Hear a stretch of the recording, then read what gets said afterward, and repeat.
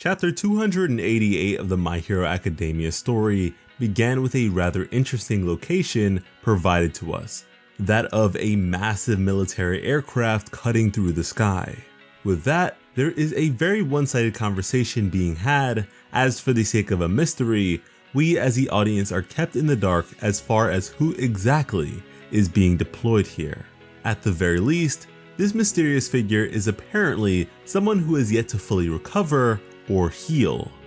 It's hard to say who exactly this mysterious figure might be, but right now if I had to guess, I guess I'd just say best genist. There is mention of 2 of the top 10 heroes.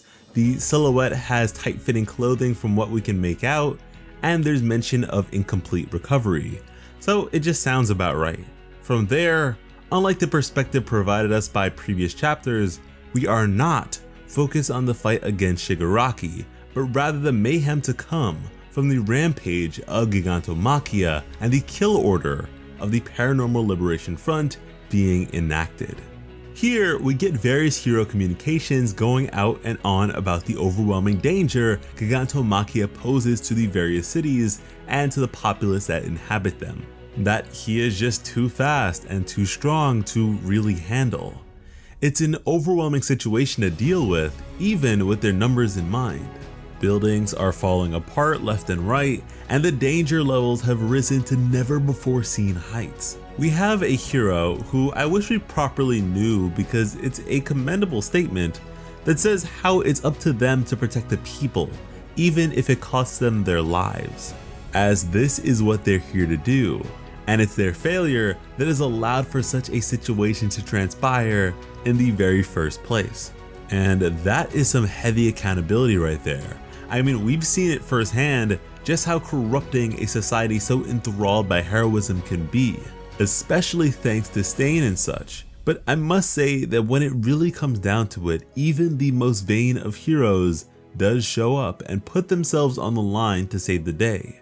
So I feel like a lot of that contradiction or that depiction has dissipated over time, especially in hearing this from a no-name hero.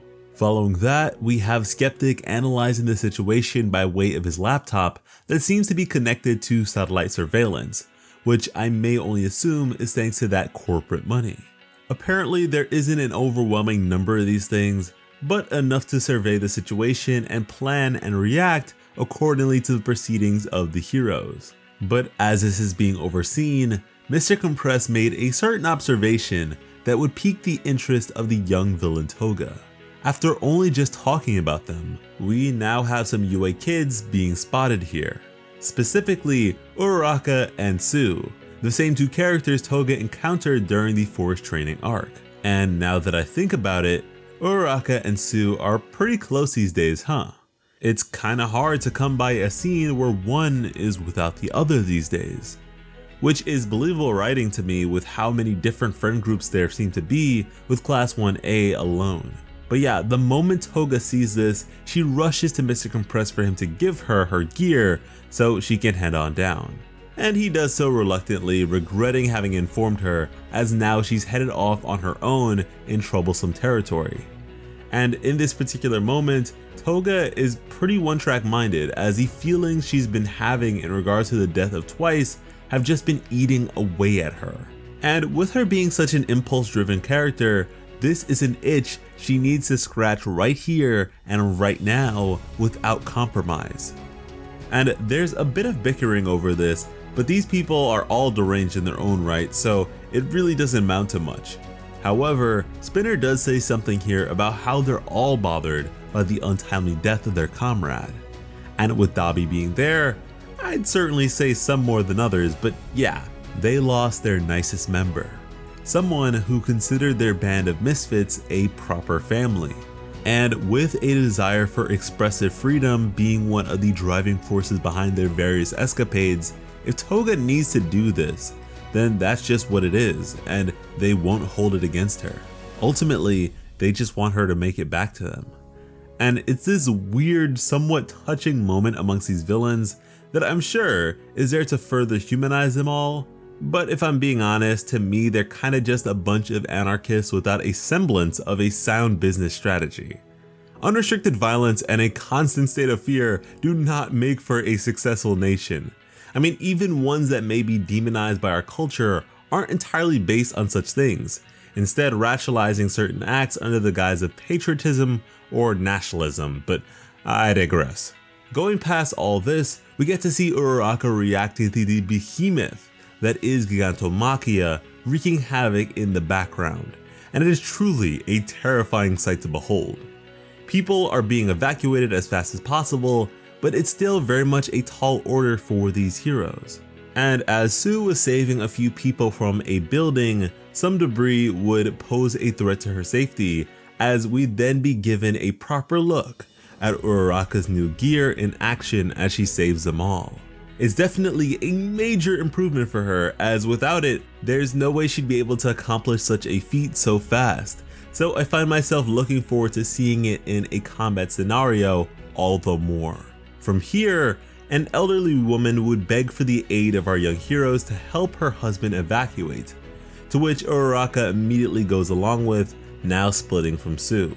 With the order to save as many people as possible, she followed this Olympic track star of an old woman, allegedly driven by love, to her abode, when suddenly her shape changed into that of Toga, who had just doffed her disguise to reveal herself. And kinda reveal herself a bit too much here, but I suppose it's nothing new at this point. Ochako, then immediately recognizing her, would then give chase. Now within this confined space, she would soon hear the voice of Toga speaking of how she also wanted to talk to Sue and Deku, all while singing their praises. Then coming to speak of Uraraka as she suddenly leapt out, thankfully fully clothed, with a knife between them. With Uraraka now pinned to the ground, Toga would continue to speak to her, only for Uraraka to question if the old woman she disguised herself as previously was killed or not.